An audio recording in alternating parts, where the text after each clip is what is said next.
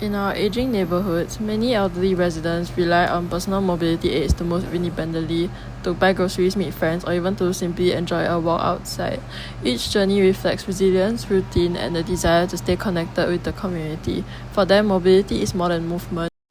To understand their daily experiences more deeply, I spoke with several elderly PMA users in the neighborhood. Meet Madam Amina, an elderly I've been volunteering with for the past 3 years. She is relying on her PMA to move around since her knee injury. Madam Amina is someone who likes to go out, grocery shop, and also to meet her friends. But one afternoon, her PMA device ran out of battery while she was on the travelator at NTUC. She had to call for someone and waited for them to arrive to push her PMA back home to charge, and it was a stressful situation for her. Hence, I realized how important it is for charging to be accessible. Similarly to charging our phones and laptops, there is a waiting period as well. So I thought, well, how might I make this waiting period more meaningful? Which is where the concept came about, to charge and wait to connect.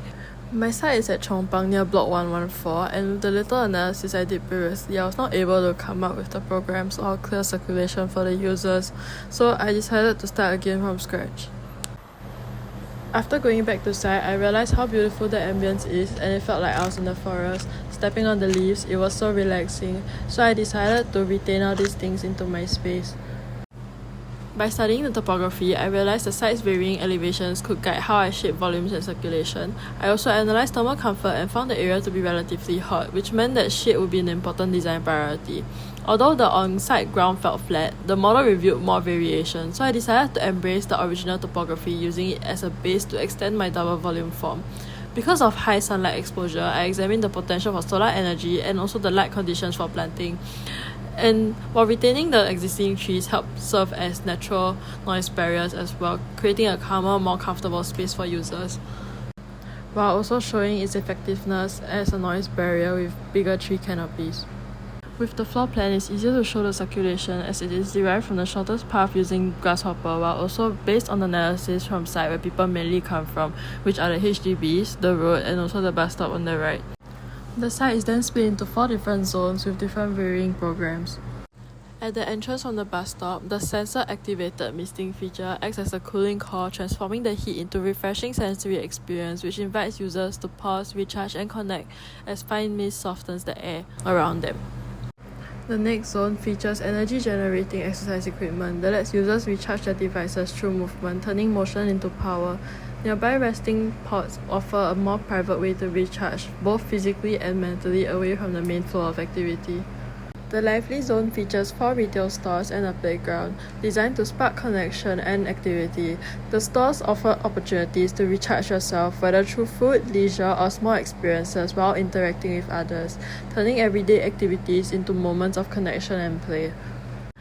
This multi-purpose space is anchored by a series of textured plants that simulate the senses, while the seating areas with fans encourage flexible gathering and interaction across the landscape.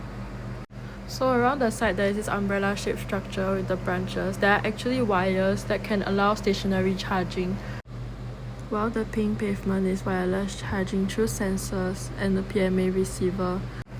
Now let's simulate the life of Madam Amina. So first, we'll get up the ramp and then pass by the misting structure to look for her friends.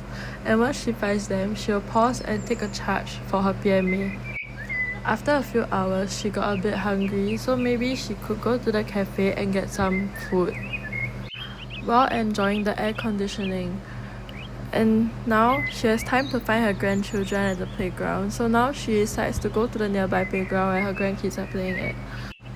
And the day has come to an end, and now Madam Amina is able to go back home through the Zone 4 connectors to the other HDBs, which is so convenient for her.